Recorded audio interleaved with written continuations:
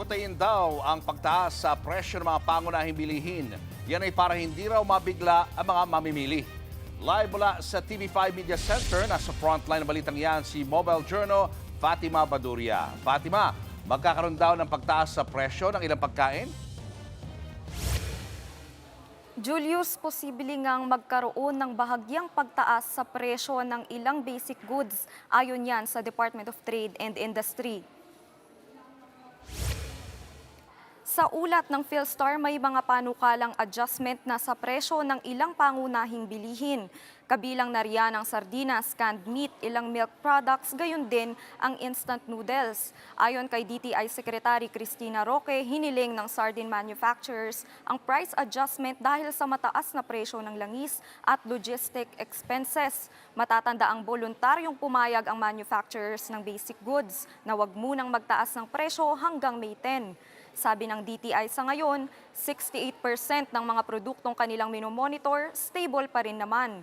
Pero ayon sa Philippine Amalgamated Supermarkets Association, bago pa mag-May 10, ilang maliliit na kumpanya ang nagtaas na ng presyo dahil sa laki ng gastos nila sa operations.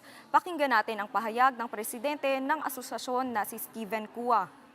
The smaller companies, yung iba, nagtaas na kasi there's no way they can maintain, no, cover their costs, no, because of pagtaas ng laki ng taas ng cost of operations, no, hindi lang gasolina, importation of raw materials and all other, transportation, logistics, masyadong malaking tinaas for them to be able to cover costs without increasing prices. Nagsagawa ng Joint Price and Supply Monitoring kanina ang Department of Agriculture at Department of Trade and Industry. Para yan i-check kung hanggang 50 pesos nga lang ba ang bentahan sa kada kilo ng imported na 5% broken premium rice.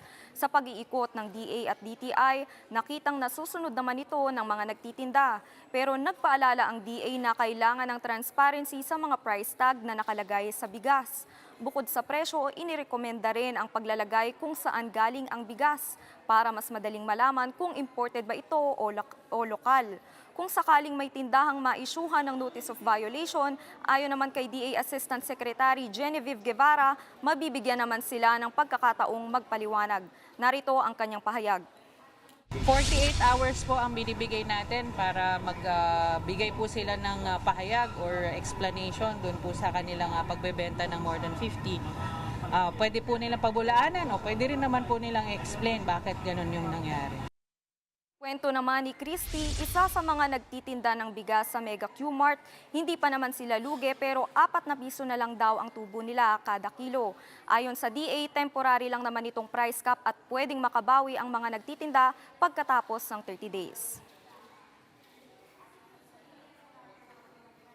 Julius, pangatlong joint price monitoring na ito ng DA at DTI dahil nga pinapaigting nila yung pag-implement ng price cap sa bigas. So far, wala pa namang nai-issuehan ng notice of violation pero tuloy-tuloy daw yung pagbabantay nila sa mga presyo. Julius.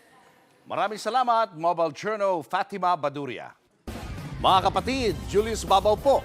Para sa komprehensibo at makabuluhang balitaan at talakayan, mag-follow at mag-subscribe na sa social media pages ng News 5.